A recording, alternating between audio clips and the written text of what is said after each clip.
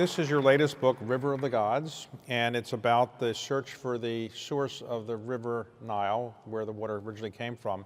But before we get into that, you began your career not as a book author, but working at National Geo, is that right? That's right, yeah, I worked at National Geographic for 6 years, living here in Washington. And was that because you're interested in the outdoors or interested in wildlife? What was the reason? You know, I was always interested in stories about people, and you know, National Geographic was a favorite of mine, as is for many people growing up. But when I got there, I was very lucky. They let me help them find stories about people, stories about history, about biography, and so that was always my interest. But I also always say that's really where my real education was at National Geographic, because I learned how to tell a story and I learned how to research something, how to try to deeply understand something. All right, so you left National Geo and you decided, I'm going to go write books. And did you worry that was going to be maybe not as productive as working at National Geo? Do you ever worry whether your books would sell or not? Yeah, absolutely. So I wouldn't have left National Geographic, but I got married. My husband has a company in Kansas City, and even 8 months after we had gotten married, I was still living here. And then I was pregnant with our first child, and I thought, well, we should probably live together at some point. It would be very traditional of us. But I didn't want to leave National Geographic because I loved it so much, and I'd worked really hard to get that job. And I didn't know what I could do in Kansas City that I would love as much. And my husband, who had been a foreign correspondent with the New York Times, he said, you should write a book. And I was like, oh, sure, you know, that sounds great, but how do they make that happen? But then I got lucky with this idea about Theodore Roosevelt and the Amazon, and it had nothing to do with me. It's just this incredible story, and so it sold pretty quickly. Well, that was a story about Roosevelt after he ran for president and was served as president. He went to the Amazon looking for basically to explore one of the rivers that hadn't been explored, right, I guess, completely on the Amazon, and how he almost died there and almost came close to committing suicide. That's right. So, all right, and that's a great book. And the next book was which? It was Destiny of the Republic, about the assassination of James Garfield. Okay, and the point there, and you and I have talked about that before, was that Garfield was shot and he didn't die right away. Doctors came in and they put their fingers in his hole to kind of see where the bullet was and so forth. And Alexander Graham Bell was saying that he was going to help find the bullet. How did you come up with the idea for that story? I wasn't interested in writing about another president necessarily, and like most Americans, I didn't know anything about Garfield beyond the fact that he had been assassinated. I wanted another story with a lot of science in it, and so I was researching Alexander Graham Bell.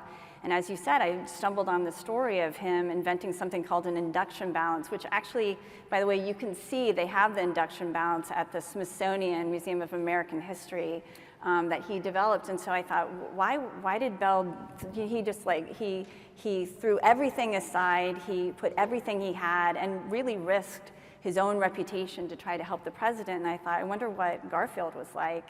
And I started researching him, and he was extraordinary, brilliant and kind and brave and just an incredibly decent human being. And that's when I decided I really want to try to tell the story. And then after that, you wrote a book on Churchill and the Boer Wars. That's right. Okay, so Churchill, Roosevelt, Garfield, prominent people, people would know their names. This book is a great book, but doesn't have people quite as famous. Were you worried that without having a protagonist that's well known, that might not sell as much? I'm always worried. I just look for a story that I find fascinating. It takes me about 5 years working on a book, and so it has to be a story that deeply interests me. And I had heard the story of these two men, Richard Francis Burton and John Hanning Speke, when I was working at National Geographic 20 years ago. And I was fascinated about the story of these two diametrically opposed men. They're incredibly different, and the story of their friendship and the betrayal of that friendship while trying to solve really the greatest mystery in the history of human exploration. But then fast forward 20 years, and I'm thinking about this story, and I think, I don't want to tell a story about Europeans going into another continent and quote unquote, discovering a place where, millions of people have lived for hundreds of thousands of years. And then I ran across the name of Sidi Mubarak Bombay, the third central character. And I thought, okay, this is a story I want to tell. Okay, so to set the tone and the context, basically for much of organized history in Western civilization, people didn't know where the river source was for the Nile River, right? That's right. So people in Egypt they're building their civilization. The Nile was coming there for millions of years, but they didn't know where the water came from.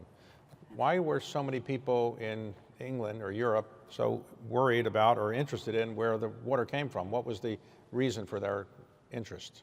So as you say, this has been a mystery that had sort of tantalized and frustrated people for thousands of years. Ancient philosophers, Egyptian kings had all wondered where's the source of the Nile, because this is the longest river in the world. It's more than 4,000 miles long, and the most storied river in the world. And it, as you say, it gave life to one of the oldest and richest civilizations in history, Egypt. And so it was just this tantalizing mystery. And but people had tried for many years to solve it by ascending the river, beginning in the north, and beginning at the Mediterranean Sea, and trying to make their way toward the source. The problem was they very quickly ran into a huge area called the Sudd, S-U-D-D, which means barrier. It's a huge swamp, and nobody could get past it. And so it wasn't until the 1850s that they finally thought, okay, wait, what we need to do is we need to start on the eastern coast of Africa and head inward and try to find it that way. Okay, and was there any financial incentive to go discover this? Was there somebody saying, if you discover the source of the Nile, you get $1 million or something like that? Well, for the explorers, it was the prestige, right, and believing that they would go down in history. And they're obviously working with the Royal Geographical Society, which was the sort of most admired and esteemed society in England. Charles Darwin was a member, David Livingstone was a member, and supported these huge expeditions.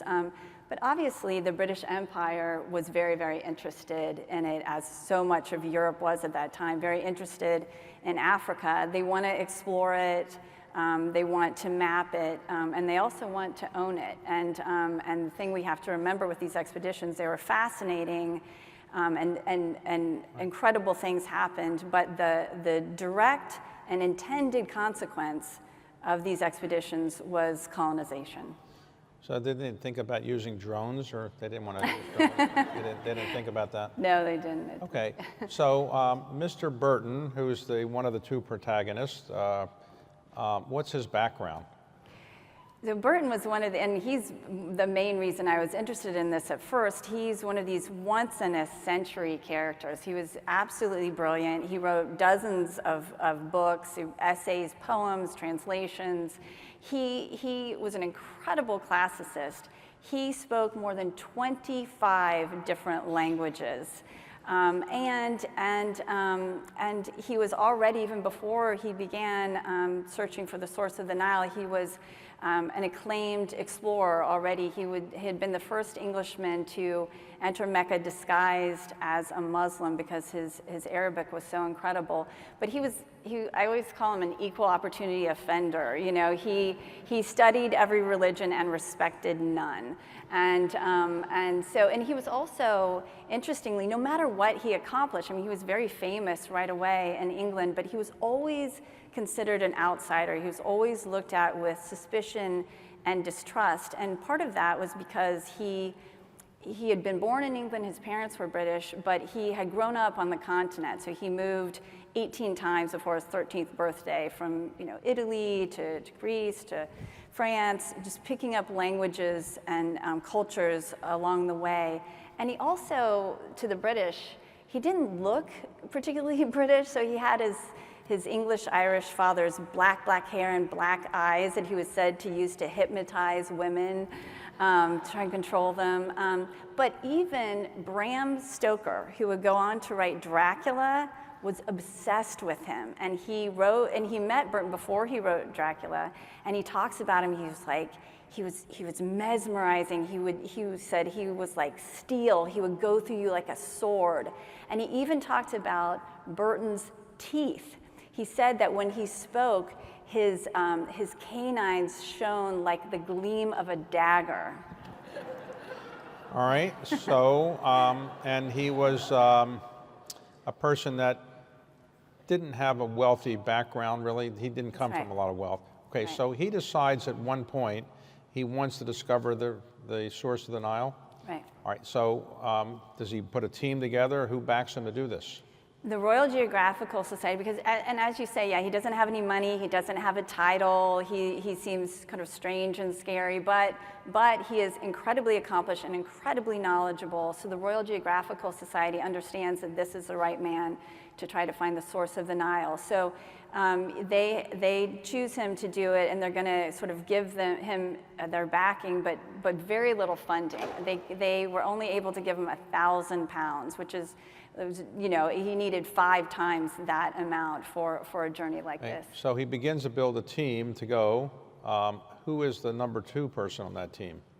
It's really just him, and then he's chosen a few friends. He chose a few other friends who had various specialties, you know, that would be helpful on the trip. But they're going to start in Aden on this expedition, and he's waiting for one man, a good friend of his, to join them.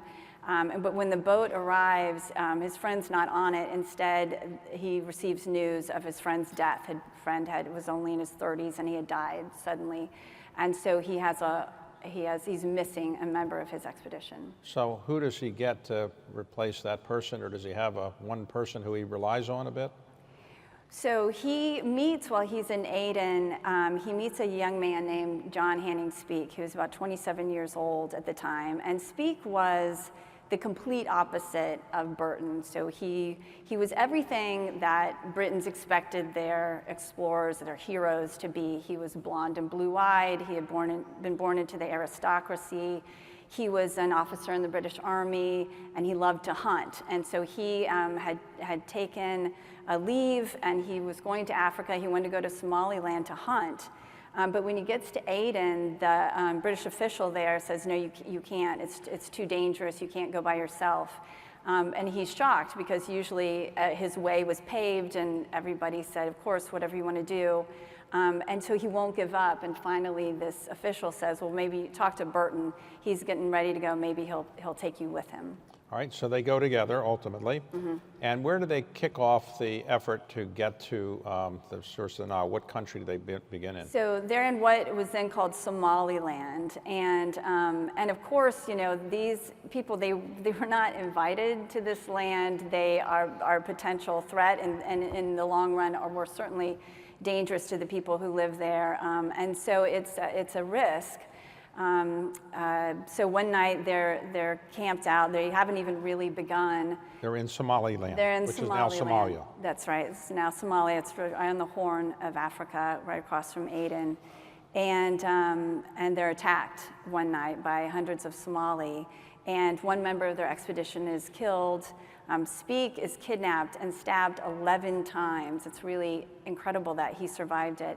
And Burton has a javelin thrust through his jaw. He was impaled from cheek to cheek for hours. He couldn't get it out, and it gave him this incredible scar down his face, which made him seem even scarier and more interesting than he did before. And so but the expedition ended before it could even begin. All right, so they're lucky they were alive, and so they had to retool and go back again. Is that right? That's right. All right, so they go back, and how much longer is it before they're ever to go back the second time?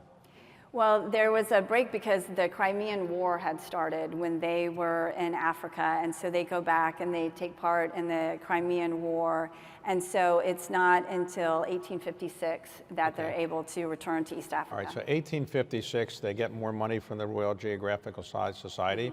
They use as a jumping off point Zanzibar. That's right. And Zanzibar, was that right across the water from Somaliland, more or less? Okay, so they have... Well, farther south from Somaliland. They have the provisions, they have the supplies. How many people do they have on that expedition? They end up with right around 150 people. It's always come and go. They needed a lot more than that. So these expeditions, I mean, it's kind of hard for us to imagine, but you know, they're traveling. So they were wanting to go all the way west to Lake Tanganyika. So it's a round trip of almost 2,000 miles. So it's a long, so it takes some years. They're there, so they need, and they're trying to bring, all their supplies and food and everything with them. So they have about roughly 150 men and as many donkeys as they can get. And they need a lot of donkeys because they need somebody to carry all the supplies. Exactly. And the donkeys are happy to carry the supplies? They're not happy at all. No, they're constantly running off or dying or being attacked by hyenas or, just tipping things over. And it's a constant disaster All right, with so the donkeys. they're going along, and after how many months or so do they actually get to a place where it's near where the source of the Nile is? Well, so just to explain a little bit, so they, again, they thought, at first they used to think that there was just a desert in the middle of Africa, and then these German missionary explorers said, no, it's actually one enormous lake, and they drew this famous map that looks like a huge slug. It was called the slug map. And so when they get in and they start talking to people, they're talking to Africans, talking to Arabs who have lived there, they're like, actually, no, there are 3 different lakes. And so they don't know which one. But Burton thinks that it's probably Lake Tanganyika, far to the west. And so it takes them not quite a year to get there. All right, so they get there, and ultimately they see this lake, but then Burton is so injured and so hobbled by the mosquitoes and the other animals that hurt him and other diseases he got, and malaria or whatever else it might be, he is not able to go much further than seeing that lake. Is that right? That's right. He had such severe malaria that he was paralyzed, could not walk for nearly a year. He couldn't even use his hands to write with, so he's so ill he can't get into a boat. So he's sitting in the kind of a hammock, and people have to carry him there. Right. So, but his Mr. Speak, he says, well, I'll go ahead and keep exploring, and I'll let you know how things go. So then what does Mr. Speak do? Well, they have real trouble because they didn't bring their boats along with them, so they have to try to rent boats from the people who live there, and there are wars going on, and so they never are able to completely circumnavigate this whole lake. And while they're there, poor Speak, so they've both been also blinded by infection for months at a time. And Speak one night, when he's trying to circumnavigate Lake Tanganyika, his tent is blown down in a storm, and so he lights a candle to try to erect it, and it attracts this horde of beetles. Hundreds of beetles are filling his tent, and he's desperately trying to fight them off. And then finally, just out of pure exhaustion, he lays down, and one of the beetles starts climbing into his ear and burrowing deeper and deeper into his ear, and it's angry because it can't get out, and it's burrowing deeper, and he's desperate, so he's pouring butter, oil, salt, anything to try to get it out. And finally, out of desperation, he takes a penknife and he digs it into his ear. He just stabs himself in the ear, and he kills the beetle, but he also deafens himself in that ear for the rest of his life. And for the next few weeks, bits of the beetle come out in his earwax, like a leg and a wing. And all right, so after he overcomes that modest problem, he then decides, I'm going to go and see whether one of the 3 lakes is actually the real lake, not the one that they've seen, but another one he thinks might be the real source of the Nile. Does he get to that lake? He does. So they're heading back, and they have heard stories of an even larger lake to the north and east of Tanganyika, and Burton still can't walk still, and so Speak says, let me take Bombay, who become really the center of this expedition, and see what I can find. Bombay is an African by birth person who was more or less Was he a slave at one point, or? He was. So Sidi Mubarak Bombay, he had been kidnapped from his village as a child, his village in East Africa, and dragged to the coast and taken to Zanzibar, where he had been sold for cloth. And then he had been taken to Western India, where he was enslaved for 20 years. And when Okay. he made his way back to Africa, and Burton and Speke meet him and immediately know that they want him as part of their expedition. And as I said, he's a porter, he's a translator, he's a nurse, he comes from this unbelievable loss and tragedy, and he comes out of it not with bitterness, but with kindness. He was unbelievably kind and generous, and Speke relied completely on him. All right, so Speke and Bombay go to this other lake. Yes. They see it. They don't completely circumnavigate it, but they see it, and they say, hey, this is probably the source of the Nile.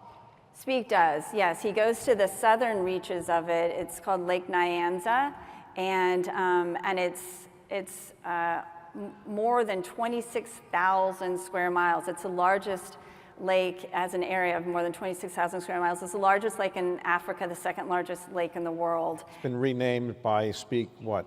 He named it for this African lake for his own queen, Lake Victoria.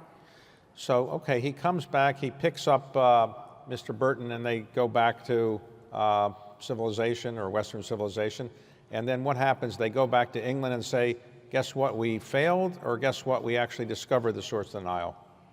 So they get back to Zanzibar, and Burton is not well enough to head back to England, but Speke is, and he's very excited, and he feels that he has discovered the source of the Nile, and Burton says maybe, but we need a lot more information. And Speke says, okay, I'm going to go back to England, but don't worry, I won't talk to anybody until you can join me. But he gets on this ship, and he meets an old friend of his, this guy named Lawrence Oliphant, who's this young, wealthy, kind of bored guy who kind of likes to make trouble. And he starts talking to Speke, and he essentially says, look, Burton's brilliant, Burton's famous, Burton has all the experience. The only thing you have is that you're going to get there first. And so when Speke gets back to England, he goes right to the Royal Geographical Society, and he said, I've discovered the source of the Nile. And Mr. Burton, when he hears about this, is not thrilled? No, he's not. So he comes back a month or so later and is shocked to find that Speke now has been given his own expedition, and he's going to be sent back to Africa to try to confirm if this lake is a source. Can you explain this? Because people in Washington may not be familiar with people taking credit for something somebody else did. That's right. So Mr. Speke takes credit Yes. for discovering the source of the Nile. Is that right? He does, yes. And Mr. Burton is not happy for that. No, he's not happy. Okay, so eventually the Royal Geographic Society says we want to go back again and really prove this. So they authorize Mr. Speke to go back on another expedition. And what about Mr. Burton? Does he have anything?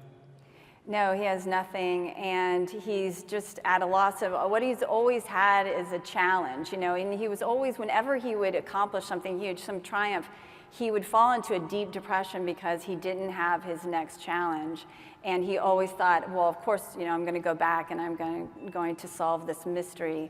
And he doesn't, and so he's really sort of, he's angry, he's frustrated, and he's looking for what can be my next great challenge. So while Speke is Speke goes back, he takes Mr. Bombay with him again, and they go back and they go through the same route, and they go back to the lake that's now he's calling Lake Victoria.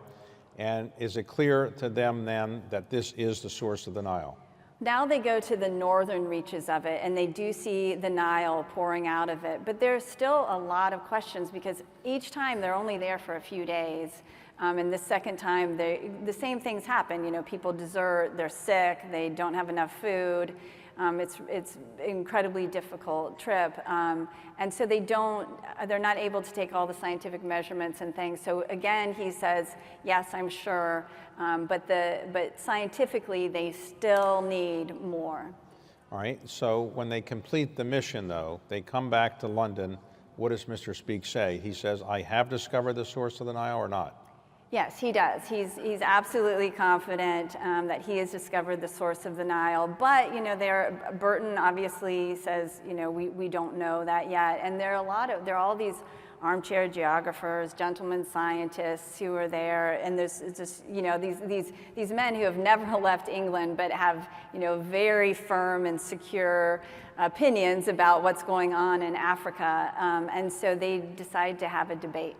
So they have a debate. Mr. Burton's view is you really didn't discover this in a scientific way. You can't know for certain. And by the way, you shouldn't take credit for something that I really discovered. Mm-hmm. And Mr. Speke is saying Mr. Burton is an old guy, really out of it, and I really discovered it. So they're going to have a debate. And so had they talked to each other in a couple years or so before the debate?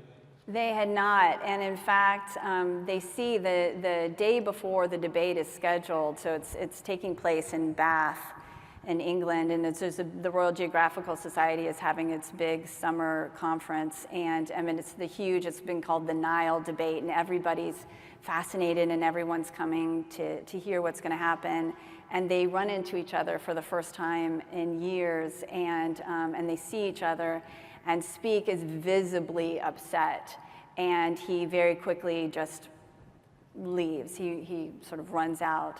And he leaves. So he runs out, and where does he go? He goes to his family estate?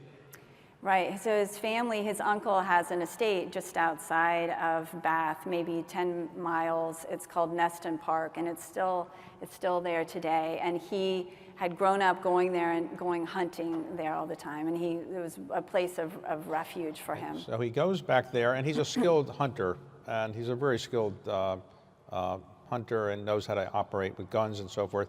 What happens when he goes back? So as you say, he's an incredibly skilled and experienced hunter, and he's also very well known for being extremely careful with his firearms, no matter where. Even in Africa, Burton would write about, they would be on a boat and a hippo would come up under it and upset the boat, and he was always very, very aware of where his rifle was pointing. But he's going to go hunting with his cousin and the gameskeeper. And the cousin notices that he's really wrought up. He's upset, and he's just not himself. And the cousin thinks, I'm just going to keep a distance from him. And so they're just in this flat field. It's something he knows incredibly well. And they're out hunting, and the cousin is ahead of them, and there's this low stone wall that they have to climb over, which is still there today. And his cousin hears the gun go off, and he turns around expecting to see a bird falling from the sky. Instead, he sees his cousin Speke falling from this low stone wall, and he runs over and he finds him, and he's shot himself. By accident or suicide? We will never know.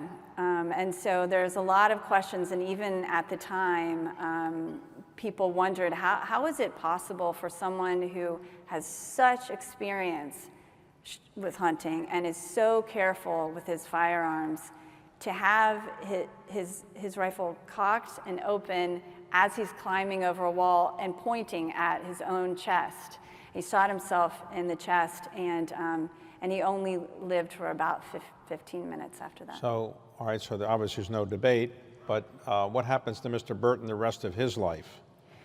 Well, fascinating. So this takes place right before this debate is going to happen, and nobody knows. And Burton's at the location for the debate, the Royal Mineral Hospital in Bath, and he's waiting to finally have his opportunity to speak, right?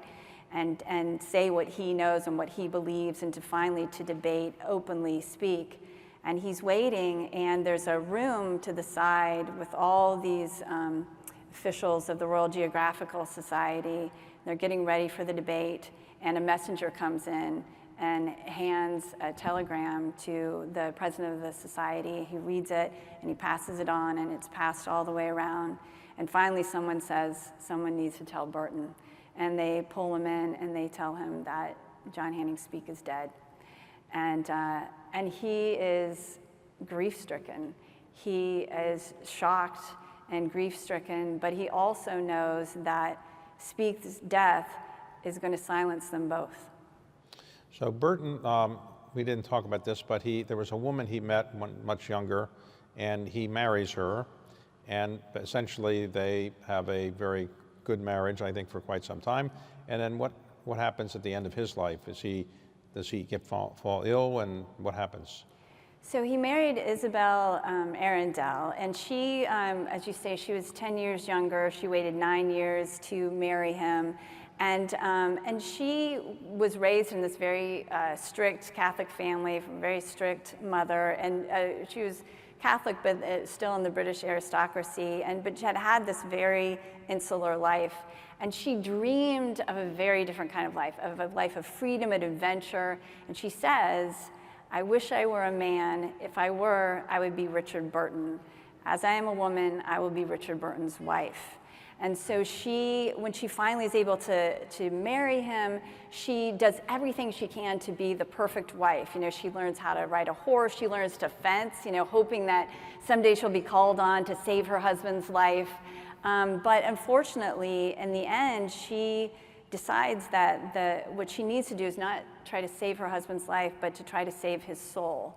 And she for years had tried to convince him to convert to Catholicism, but he was an open, adamant agnostic. And near the end of his life, when he's ill and weaker, she's now kind of in control and sort of controlling his life. And when he dies, he's working on one of his translations. He starts at the end of his life translating the Kama Sutra. He was the first to translate the Kama Sutra into English, Arabian Nights. So all of these he books seems to have an obsession with he's really good in language. He translates a lot of pornographic material, some people would say. Yes, yeah, and you can imagine Victorian England, so everyone's shocked and appalled and secretly buying every copy they can. So he thought it was really funny because he made more money doing that than anything else he had ever done. But Isabel is really concerned about this, for his soul, about translating these. And at the end of his life, as he has a heart attack, more or less, and he's dying. Right. He just about finished another major translation of a pornographic book, which will sell lots of copies to people who don't want to admit that they're buying it. Right. What does she do with those pages of the book that he's written? So he tells her he's just about to finish it. It's called The Scented Garden, and he says, "Tomorrow I'm going to finish this, and this is my masterwork. This is the work that I am most proud of. But this is also for you, because this is going to sell well, and this will support you in your old age." And the next morning he dies before finishing it, and she is bereft. You know, for 40 years of her life, she had built her whole life around him, but she insists on a Catholic funeral for him. And when she gets home, she goes into his room where the pages of this book are, and knowing how he felt about it and the pride that he felt in it, and feeling that this was a big part of his legacy. But she thinks, you know, it's very different to say, this is what I want to do, this is what I'm proud of when you're here on earth, but when you have died in heaven and you have to answer for your sins, how would you feel? And so she takes this book, and there's a roaring fire in the room, and she feeds it page by page into the flames, and she says, "If he could see me now, would he rise up from his grave and bless me or curse me? The question will haunt me to my death." So, what is the source of the Nile? The principal source of the Nile, which feeds by far the most water into it, is Lake Victoria, the Nyanza. However, there are, as with any huge lake, many, many feeder rivers.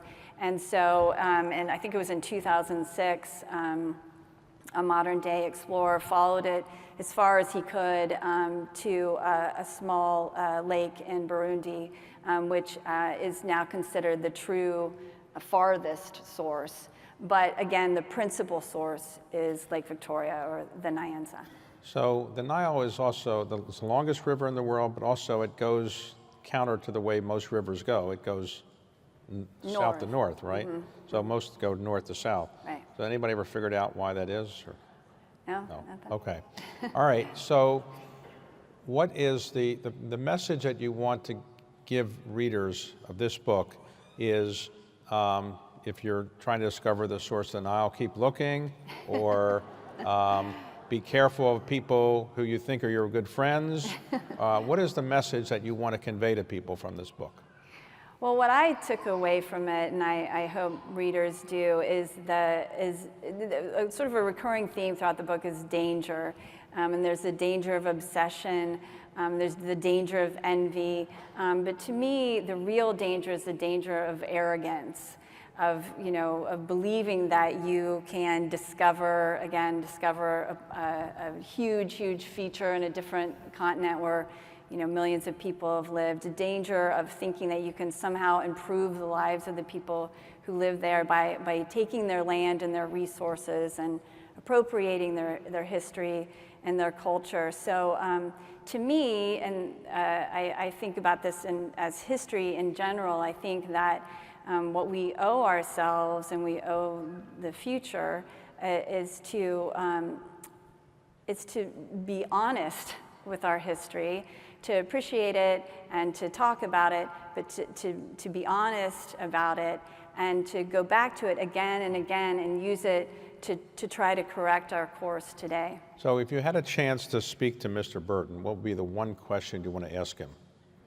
I would ask him what he would do next. What would be his next great adventure if he had the time and his health back? What would he have And Mr. done? Speke, what would you ask him? I would ask him if he had done it on purpose. Purpose. Yeah. And Bombay, what would you ask him? I would love to meet Bombay. And let me just say really quickly about Bombay, if I can. So as I said, he went with Burton and Speke they made them the first Europeans to reach Lake Tanganyika, took Speke to the Nyanza, Lake Victoria. He also was with Henry Morton Stanley when he found David Livingstone. Dr. Livingstone, I presume, that was Bombay, taking him back to Lake Tanganyika. And then he was with Verney Leavitt Cameron when they became, what we know of, the first to cross the entire continent from east to west, sea to sea. So I would ask him how you felt about these accomplishments that you made. And let me also say, again, I worked at National Geographic for 6 years. I was steeped in stories about exploration, stories about Africa. I had, of course, heard about Burton and Speke.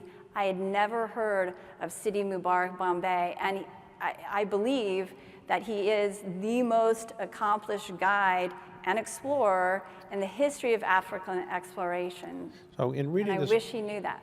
In reading this book, one thing I had a hard time understanding is how you could know all these facts from something that happened in the 1850s. Was it letters or diaries? How did you get this information about what people were saying to each other? It's incredibly detailed, and where the source of the information for this? Yes, as you say, letters, diaries, all these men wrote their own books, articles. There's a wealth of primary source material, and that's one of the main things before I commit to a subject to write a book about, I make sure that there are just mountains of primary source material, and they're ever there. So I went to the UK, I went to the Royal Geographical Society, has incredible archives, Royal Asiatic Society, the British Library, the National Library of Scotland in Edinburgh. And then I had the great privilege and joy of going to East Africa. I'd been there years ago for National Geographic, did a story on Ethiopia, but I was in Zanzibar, Kenya, Tanzania, Uganda. And when I was in, I'll tell a quick story, when I was in Tanzania, Lake Tanganyika, it's this really long, huge lake, and it's like 4,000 feet deep. And I was trying to cross from one bank to the other, and there had been a big storm. And so the boat we were waiting for was later and later. It was getting really dark, and it was nighttime fully by the time it came. And my husband was with me, and we get on this boat, and it's small. It holds maybe 8-10 people. And it's an open boat, and these lakes are so huge, you feel like you're on the ocean when you're on them. And again, there'd been a big storm, so it was like being on a storm-tossed sea on this little boat, and the boat's just tipping wildly all the way over, and I'm terrified. And I said to my husband, I was like, look how far that other bank is. If we capsize, there's no way we can't swim that far. And he was like, don't worry about it, the crocodiles will eat us before we get there. So I've enjoyed reading this book and talking with you about it. And when you write a book like this, it takes you a couple years to research and a couple years to write it. You research all the research, then write it, or how do you do that? I do. So again, this was about 6 years, and 80% of the time is doing research. So I just cast a very big net, get everything I can, and then try to organize it. And then I spend a year outlining it. I spend a lot of time on the outline. When I talk to high school students, they don't like to hear that. But to me, at least, I can't do what I do, the way I write, without outlining. And then I find holes in my research. I go back and do more. And so it's not until the last year that I start writing. And there are no descendants of either Speke or Burton, right? They neither had children, right? That's right. So are there no descendants from collateral relatives or anything like that? There's nobody to talk to? Well, as I said, so at Neston Park, which is where Speke died, and he was visiting his cousin, the Fuller family still owns that. And I was able to go there and go through the house and walk the fields where they were hunting with him. And he actually gave me the wall that he was climbing over is this loose flagstones, and he gave me one of the stones from that wall that I have in my office. So there was another Richard Burton later who married Elizabeth Taylor. They're not related, right? No, they're not. No relation. Not that I okay. know. All right. Well, look, this is a really interesting story, and as you said on the cover, it's a story of genius, courage, and betrayal in the search for the source of the Nile. And Candace Millard, it's a terrific book. Congratulations, and look forward to your next book. Okay. Thank you. It's an honor.